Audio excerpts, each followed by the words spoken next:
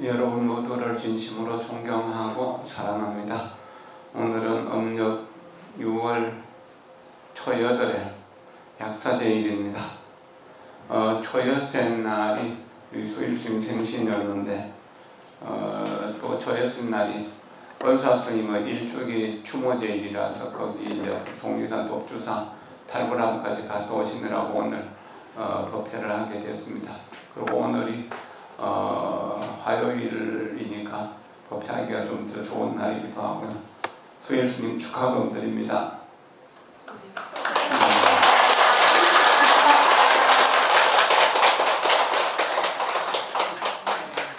네.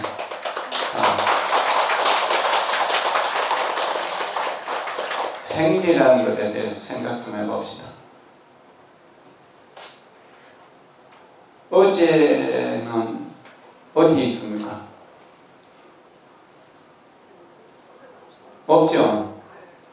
그래요. 우리는 오늘만 살 수 있어요. 지금만 살 수 있어요.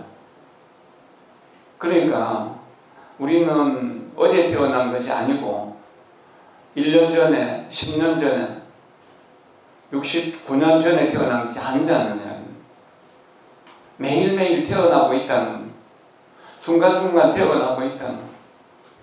그러면 오늘 우리 생일 아는 사람은 아무도 없다는 거예요. 오늘 모든 사람들이 생일이라는 거죠. 아닌가요? 아침마다 따끈따끈한 24시간을 선물로 받잖아. 오늘이라는 선물을 어떻게 쓰는가에 따라서 그 사람의 그 인격이라든지 그 사람의 성공 여부가 결정되는 겁니다. 오늘을 행복하게 살 수도 있고 불행하게 살 수도 있고 두렵게 살 수도 있고 아주 평화롭고 안정되게 살 수도 있는 것이죠. 법華経에서 부처님 말씀하셨죠. 마음이 모든 것을 만든다. 마음이 중심이 된다. 조건이 갖추어지면 행복할 거라고 평생 조건만을 주워 모으느라고 조건을 따라가느라고 그렇게 하는데 그 조건이 다 갖춰진다고 하더라도 행복하지 못하는 것, 이것이 우리 역사가 보여준 하나의 사실이죠. 과학적인 사실입니다. 여기 저 또래보다 저보다 또 연세 좀 드신 분들도 들어 계시는데 우리 어린 시절은 많이 힘들고 어려웠습니다. 조건이 참 많이 안 좋았습니다. 공부를 하고 싶어도 공부를 제대로 잘하기가 어려운 그런 시절이었었습니다. 모든 것이 불편했고 모든 것이 힘들었습니다. 그러나 그때를 생각하면 불편한 것은 분명한 사실인데 불행했는가라고 물어봤을 때는 그렇게 불행한 것은 또 아니었다라고 말할 수 있습니다. 편리하고 빠르고 쉽게 살아갈 수 있는 모든 조건을 다 갖춘 지금 우리들에게 물어보면 당신은 행복한가? 예 라고 대답하기가 참 어렵다는. 우리 시대에 초등학교 다니던 학생들은 우상이 선생님이었어. 미래 선생님을 지망하는 사람들, 나는 미래에 훌륭한 선생님 될 거야 라고 하는 사람들이 많았어. 근데 요즘 학교 선생님들이 학생들에게 폭행을 당하고 또 학부모들도 그 선생님들에게 아주 그 심한 모욕적인 말이라든지 폭언을 하기도 하고 또한 문자로 폭탄을 터뜨리기도 하고 한다고 합니다. 옛날과 요즘 달라진 것이 있다면 뭘까요? 인간 존재에 대한 존경과 사랑, 이것이 옛날보다 좀 덜해진 것은 아닌가. 존경과 사랑 속에서 살아가면 조건이 조금 부족해도 행복할 수 있습니다. 그러나 존경과 사랑이 없으면 조건을 다 갖추고 있다고 하더라도 진정으로 행복할 수는 없다는 것이죠. 경제력이 많이 갖추어진 또는 사회적인 지위가 높은 우리가 생각하는 행복의 조건을 다 갖춘 사람들이 모여 사는 가정들을 보면 하루 벌어서 하루 먹고 사는 사람들보다 특별하게 더 정이 많이 있고 사랑이 많이 있는 것은 아닌 것이 여러 가지로 나타나고 있습니다. 그리고 가족들이 같이 만나서 같이 밥을 먹고 고민을 같이 의논하고 행복을 같이 나눌 수 있는 이런 여건들이 옛날보다 훨씬 못하다는 겁니다.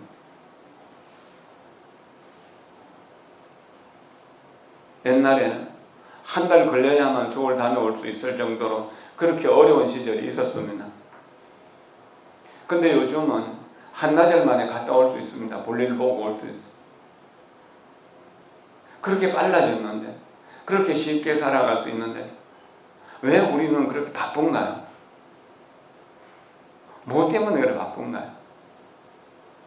뭐 때문에 가족들과 함께 밥 먹을 수 있는 시간도 없고 대화를 나눌 수 있는 시간도 없고 고민을 털어놓고 이야기할 수 있는 뭐도 없는가요? 존경과 사랑 이것이 있었기 때문에 시어머니, 시아버지 모시는 건 당연했고 시할머니까지 모시는 것도 어쩌면 당연하게 3대, 4대가 함께 살아갈 수 있었잖아요. 좁고 불편한 생활 속에서 우리 조건만을 너무 따라가지 말자는 거죠. 물론 조건은 중요한 거죠. 배고프면서 행복할 수는 없잖아요. 추우면서 행복할 수는 없잖아요. 그러나 적당하게 감사하고 사랑할 수 있는 마음, 은혜로움 속에서 살고 있다는 생각을 한다면 중요한 일일 겁니다. 그러면 행복할 겁니다.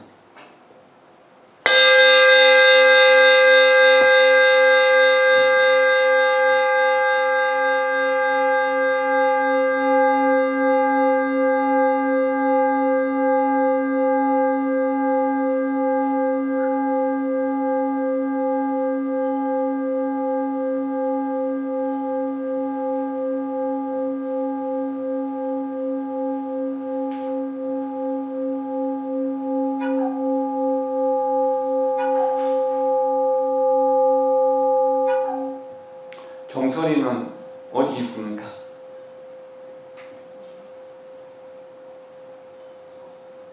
종소리는 어디에 있습니까?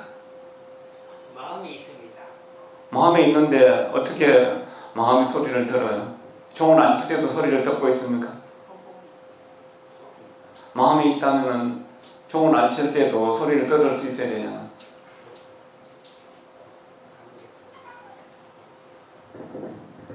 종소리가 만약에 종에 있다면 내하고 종하고 상관없으니까 내가 종소리를 들을 수 없잖아요. 망치에 있다면 마찬가지죠. 종소리는 어디에 있습니까? 어디에서 태어나서 어디로 갔습니까? 언제나 있어 왔습니다. 다만 이렇게 종을 치는 이런 인연을 통해서 잠시 나에게 왔다가 이 인연이다 하면 떠나는 겁니다. 종소리가 그러한 것처럼 우리들의 만남도 그러한 겁니다. 우리가 태어나고 살다가 죽는 것도 그런 수많은 만남들 있잖아요. 이 수많은 만남 속에서 우리는 행복을 만들 수도 있고 불행을 만들 수도 있습니다. 내 마음이 언제나 평화롭고 고요하고 안정되어 있다면 누굴 만나더라도 편안하고 고요하고 행복한 것이 그 사람에게 전달될 수도 있을 것입니다. 꼭 굳이 얼굴을 보고 마주하지 않는다고 하더라도 그 사람이 이 세상 어디엔가 편안하게 살고 있다는 사실, 또 그분이 오늘 아닌 과거에 이 세상에 살다 가셨다고 하더라도 그분을 생각하는 것만으로, 역사 속에 그분이 계셨다는 것만으로도 우리는 평안함을 느끼기도 하잖아요.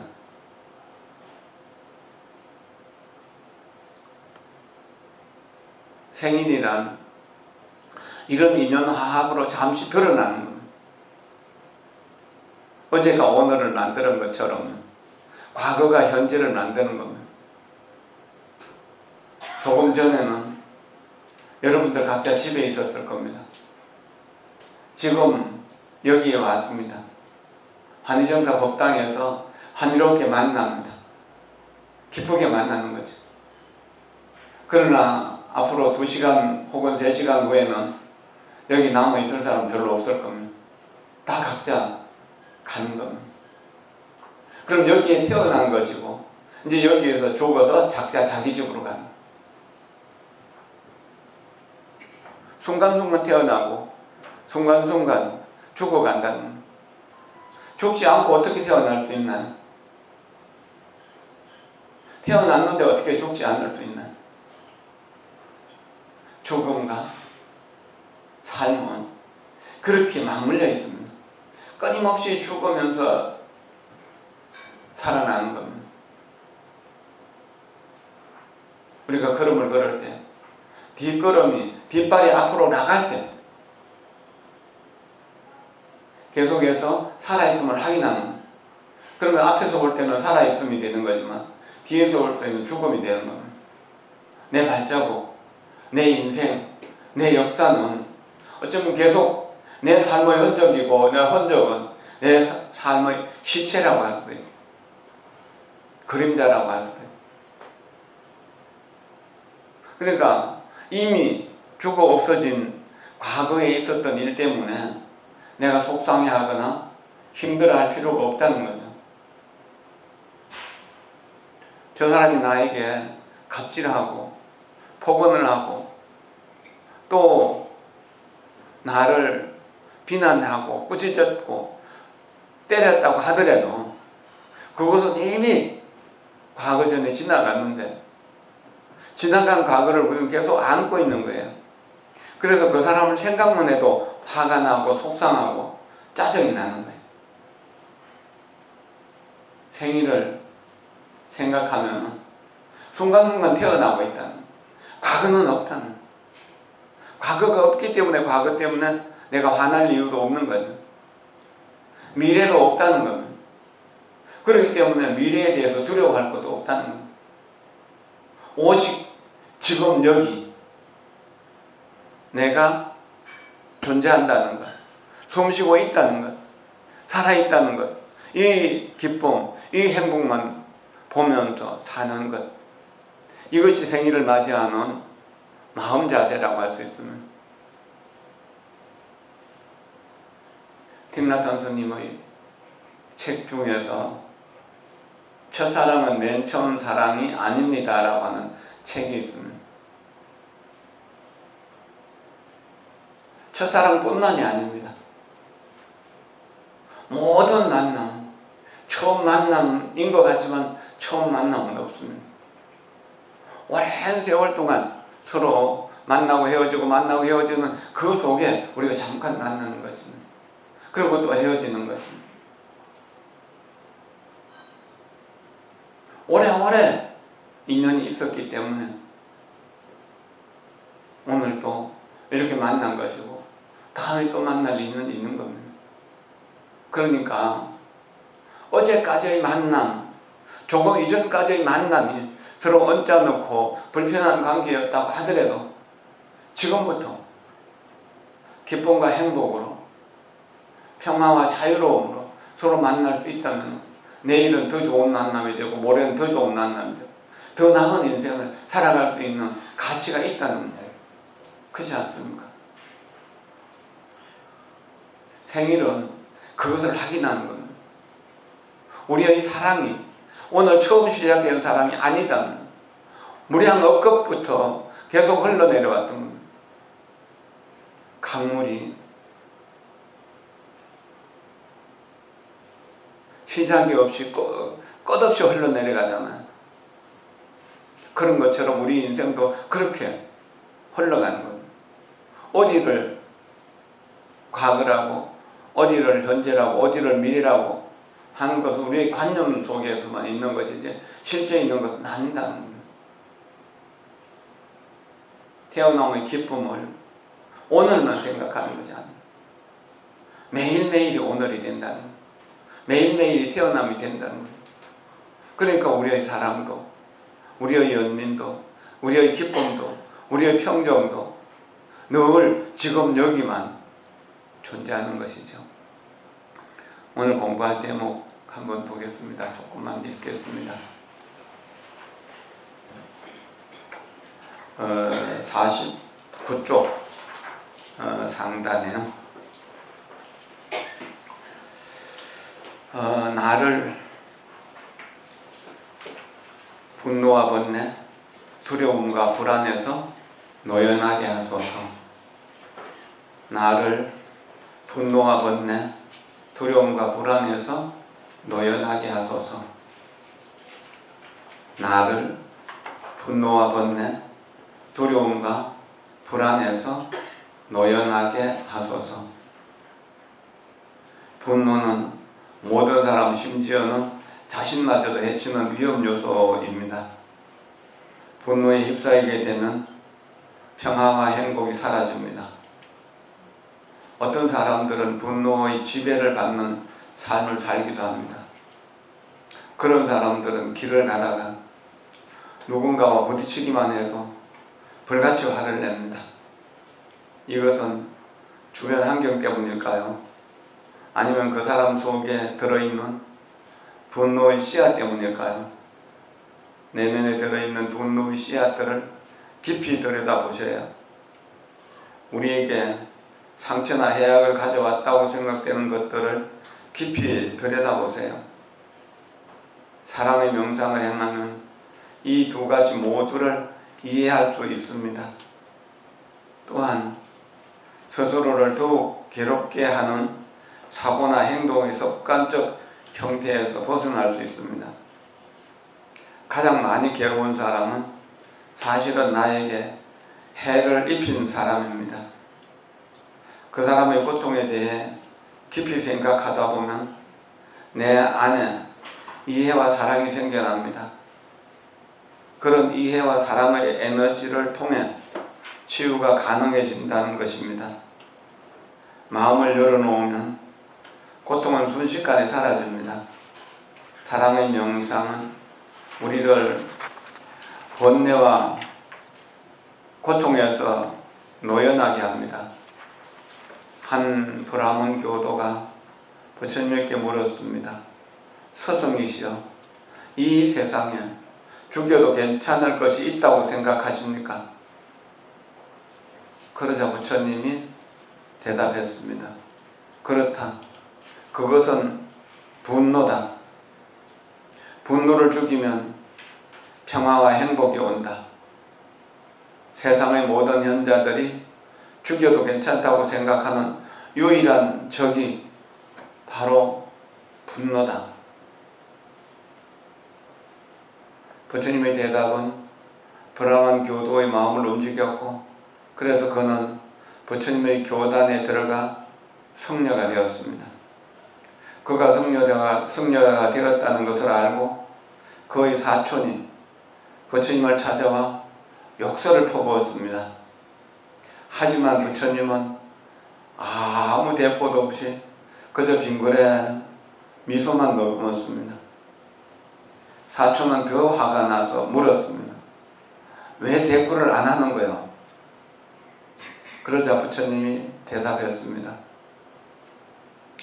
선물을 거절하면 준 사람이 돌려받아야 하겠죠. 화가 나서 하는 말이나 행동은 무엇보다도 먼저 그 자신을 상하게 하는 법입니다. 그 일이 있고 나서 부처님은 다음과 같은 설법을 했습니다. 화를 지니지 않는 사람에게 어떻게 화가 일어나겠는가? 깊이 보고 스스로를 다스리는 수행을 쌓으면 평화와 자유, 안전 속에 거하게 되리니 누군가 자신에게 화를 냈다고 과치에 화를 낸다면 스스로를 해치고 다른 사람 또한 상하게 할 것이다. 상처를 받았어도 상대방에게 상처를 입히지 않는다면 진정한 성자가 될 것입니다.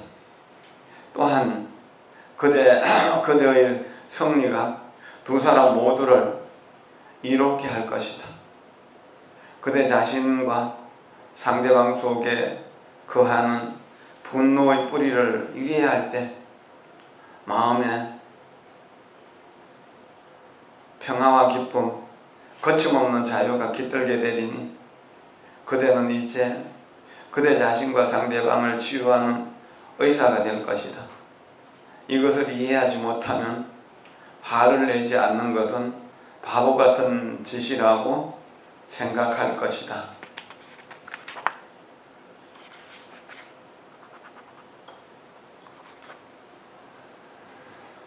화를 안 내고 살 수 있다면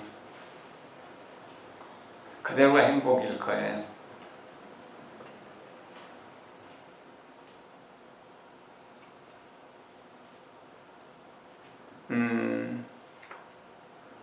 화는 누구에게나 들어있는 마음의 하나의 그 감정입니다.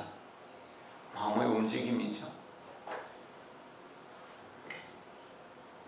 그러나 화만 있는 것은 아닙니다. 우리 마음에는 평화와 기쁨도 있고 행복도 있습니다.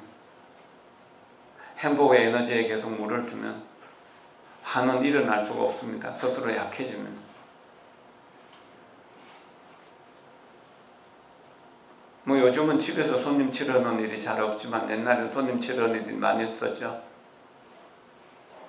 특히나 이제 잔치나 뭐 초상이나 이럴 때는 누구나 오면은 상을 차려가지고 음식을 대접하고 그랬잖아요. 맛있는 음식을 만들어서 손님에게 정성스럽게 대접했는데 그 손님이 자기 집에서 맛있는 음식을 배부르게 먹고 왔어요. 그러니까 그 음식은 어떻게 되나? 주인은 정성스럽게 차려서 대접했는데 손님은 한 모금도 물을 마시지도 않고 또는 음식을 먹지도 않았어요. 그럼 그 음식은 누구 것입니까? 주인의 것이죠. 그렇잖아요. 분노도 마찬가지입니다. 옛날에 어떤 절에 주지스님이 밑에 삼직들이 좀 잘못해가지고 좀 일이 일어나고 문제가 크게 생겼습니다. 재산상의 손실도 있고. 그래서 대종공사라고 해서 큰 방에서 아침 공양 끝나고 나서 쭉 둘러 앉아갖고 주지스님을 성토합니다. 그리고 종무소 직원들을 성토합니다. 그런데 그 스님은 들었는지 안 들었는지 그냥 꾸벅꾸벅 졸고 앉아서 1시간쯤 그를 성토해도 주지스님 아무 반응도 없으니까 나 그냥 심심해갖고 일어나서 다 갔다는 거죠. 부처님 당시에 부처님도 그러셨으면 이런 거 한번 생각해 보세요. 요즘 기독교가 굉장히 번성하잖아요. 100% 기독교인 나라,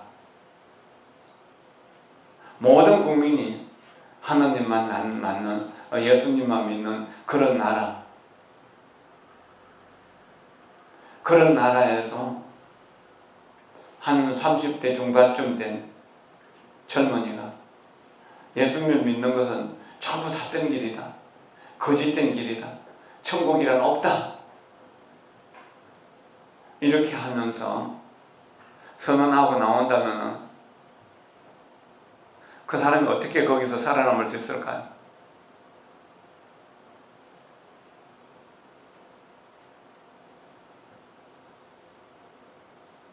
우리나라에서 제일 큰 교회, 수목원교회 조용기 목사 같은 분, 그분 돌아가셨지만, 이런 분들, 또는 천주교회 주교경 같은 분들, 그 30대 청년에게, 청년 성녀에게 귀의하는 것을 본다면, 자, 그 밑에 따르던 그 기독교인들, 천주교인들은 어떨까요? 엄청난 분노와 또 시비를 일으킬 거잖아요. 부처님은 그런 어려움을 겪고 불법을 펴기 시작했습니다. 부처님이 깨달음을 이룬 때가 35살, 섣달 초여덟에 명상에 들었었고, 다시 법을 전하기 위해 가지고 바라나시까지 갔으면 거기도 한 달, 2달 좀 걸렸을 겁니다. 그럼 36살, 5명의 제자들을 만나서 법을 전합니다. 그리고 다시 50명의 제자를 만나갖고 또 법을 전합니다. 이렇게 해서 깨달음을 이룬 사람이 55명, 60명이 되었을 때 이제 전법의 여행을 떠나라고 다 아라한을 정독했기 때문에 두 사람이 한 길로 가지 마라. 그리고 모든 사람들이 기뻐하고 모든 사람이 즐거워하고 모든 사람들에게 이익되는 법을 전하라고 그러셨어요. 그리고 부처님도 길을 떠나셨습니다. 자기가 깨달음을 이루신 그 부다가야에 가까운 곳에 우르빈나 가습이라는 80살쯤 된 노 수행자가 있었습니다. 그에게는 제자가 500명이나 되었고, 그 밑에 가야 가섭, 나제 가섭, 그래서 동생들이 또한 300명, 200명의 제자를 거느리고 있었어요. 80먹은 우르빈나 가섭은 그 당시에 그 지역사회에서 부처님처럼 존경받았고, 신도들은 구름처럼 모여들었습니다. 거기에서 부처님이 수행자로서 들어가게 됩니다. 그래가지고 함께 살면서 계속 대화를 합니다.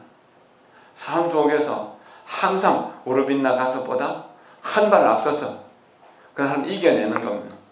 신통력으로도 합리적인 논리로도 또 사람들을 사랑하는 따뜻한 자비심으로도 모든 면에서 우르빈나 가섭이 부처님을 이길 수가 없습니다.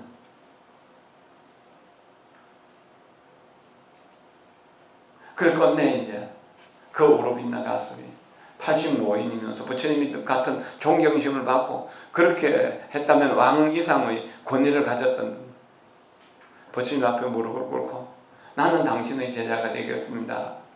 나를 바른 길로 이끌어 주십시오. 그렇게 하니까 그 따르던 500명의 제자도 역시 부처님께 귀의하게 되고, 동생들도 또한 형님이 귀의했으니까 또한 따라 귀의하게 되고, 동생들을 따르던 500명도 역시 또 부처님께 귀의해가고 1000명이 한꺼번에 부처님 제자가 되어버렸습니다. 부처님이 정법이란 이렇게 어렵고 힘든 일이었습니다. 그랬기 때문에 여기서 그 바라문 이야기 나오잖아요. 바라문 교도가 부처님께 물었고 거기서 귀의했던 사람이 나타나게 되고, 그 사람을 따르던 또 다른 친구들은 그 귀의할 수가 없었기 때문에 분노하게 되고 찾아와서 막 행패를 부리고 그랬죠. 그렇지만 부처님은 그저 빙그레 미소 짓고 가만히 있을 뿐입니다. 여러분 가정에서 생각해 보세요. 아내가 길길이 화가 나가지고 온갖 잔소리를 다 하는데 남편 되는 사람은 그것도 안 하고 가만히 앉아서 미소만 짓는다면 싸움이 계속 될까요? 남편이 또한 아내를 믿지 못하고 뭐래가지고 막 화가 나서 길기를 설치는데도 그저 평온하게 아무 말도 안 하고 가만히 앉아있다는 싸움이 될까요?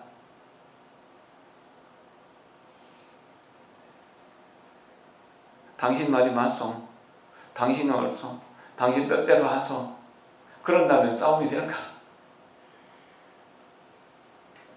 부처님이 이 방법을 우리 가정마다 친구 사이마다 이 사회에서 적용한다면 괜찮겠죠. 좋은 방법일 거잖아요.